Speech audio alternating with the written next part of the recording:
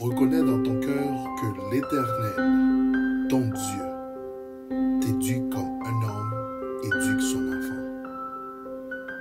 Deutéronome 8, verset 5. Salut à vous tous qui nous écoutent et je vous donne la bienvenue une nouvelle fois sur votre chaîne. Je vous remercie infiniment pour votre patience. Pour cette semaine, nous étudions la leçon 12 qui a pour titre « L'Alliance et le sacrifice ». Pour aujourd'hui, mercredi 16 juin 2021, nous allons voir deux leçons. C'est la foi d'Abraham, partie 1 et 2. Alors, nous commençons par la foi d'Abraham, première partie. Et il a cru l'Éternel, et il lui compta cela à justice, selon Genèse 15, verset 6.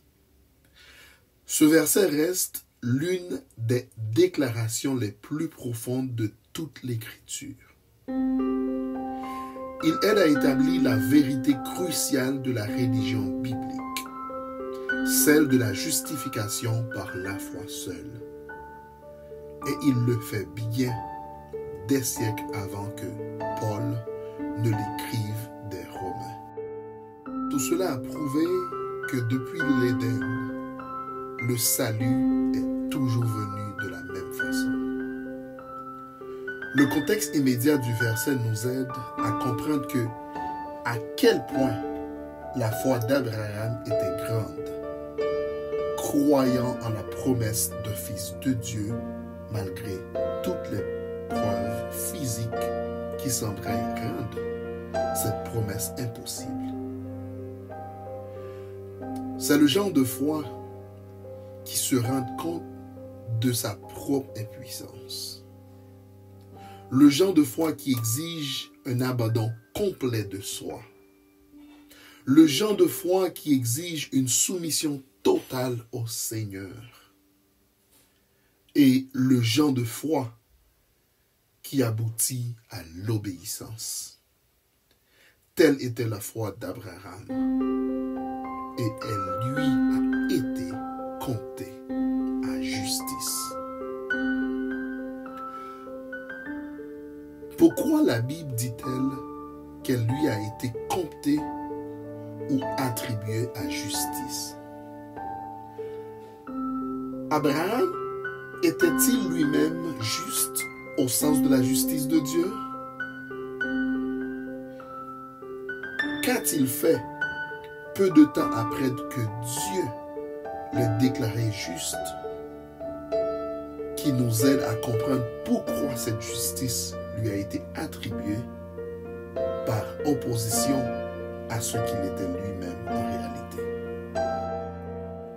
Mes frères et sœurs, je peux vous dire que même si la vie d'Abraham était une vie de foi et d'obéissance, ce n'était pas une vie de foi parfaite et d'obéissance parfaite.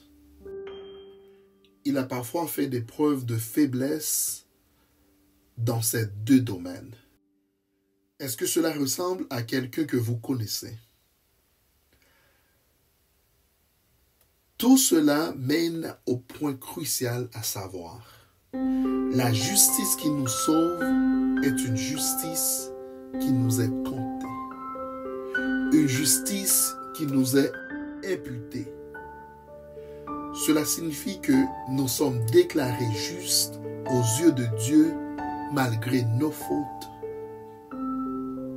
Cela signifie que Dieu, le Dieu du ciel, nous considère comme justes, même si nous ne le sommes pas. C'est ce qu'il a fait avec Abraham et c'est ce qu'il fera à tous ceux qui viendront à lui dans la foi d'Abraham. Romains 4, verset 16. Je vous invite à lire quand vous aurez le temps Romains 4, versets 1 à 7. regardez le contexte dans lequel Paul l'utilise. Et aussi Genèse 15, verset 16. Priez sur ces versets et écrivez vos propres mots, ce que vous croyez qu'ils vous disent. Vous pouvez laisser un commentaire.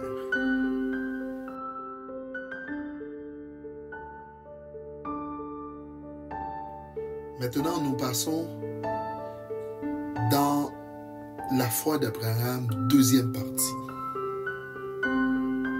pour le mercredi 16 juin 2021.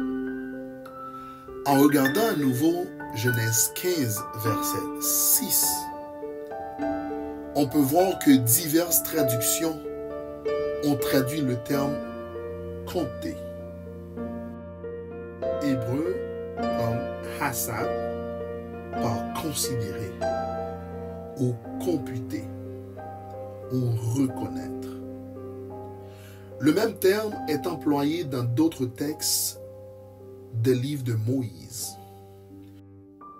Une personne ou une chose est considérée ou regardée comme quelque chose que cette personne ou cette chose n'est pas.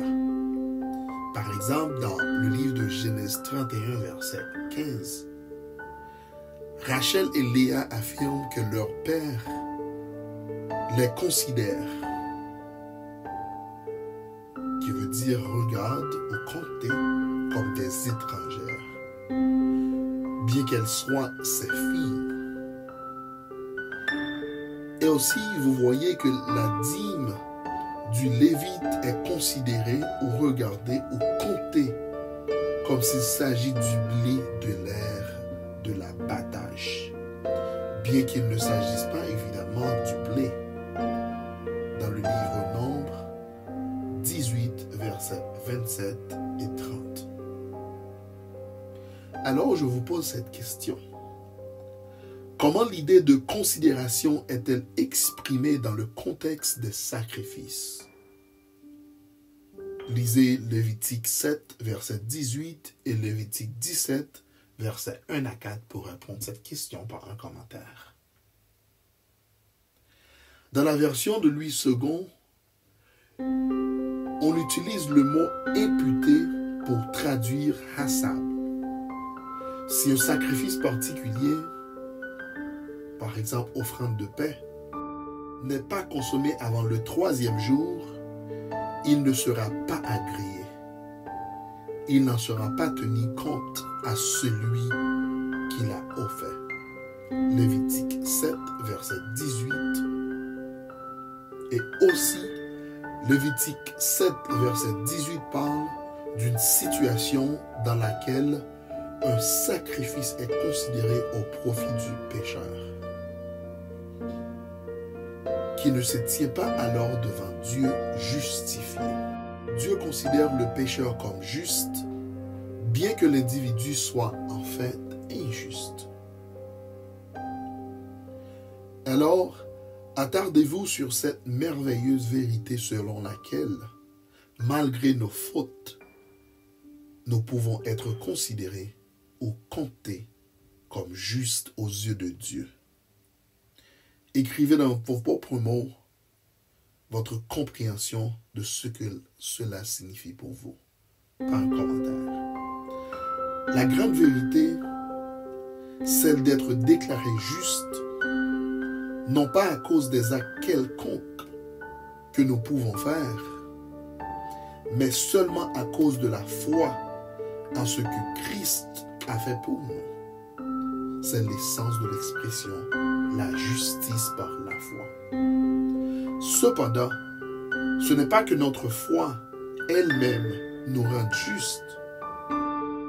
La foi est plutôt le véhicule par lequel nous obtenons le don de la justice. C'est là, en substance, la beauté, le mystère et la gloire du christianisme. Tout ce que nous croyons en tant que chrétiens, en tant que disciples de Christ, trouve une racine importante dans ce merveilleux concept. Par la foi, nous sommes considérés comme justes aux yeux de Dieu. Tout le reste qui suit, c'est l'obéissance, la sanctification, la sainteté, le développement du caractère, l'amour devrait découler de cette vérité cruciale. Je vous pose cette question pour terminer. Comment répondre à quelqu'un qui cherche à être chrétien et qui dit pourtant « Je ne me sens pas juste ». Je vous remercie beaucoup d'avoir visité notre chaîne de YouTube pour écouter la leçon d'aujourd'hui. Et merci une autre fois pour votre patience. Vous pouvez toujours partager cette vidéo sur vos réseaux sociaux comme WhatsApp, Facebook, Telegram, Messenger et même par un texte pour donner l'opportunité aux autres d'étudier. Et n'oubliez pas de s'abonner si ce n'est pas encore fait et activer la cloche d'alerte pour recevoir et étudier la leçon quotidiennement. Que Dieu vous bénisse infiniment et je vous souhaite une bonne journée dans le Seigneur Jésus-Christ.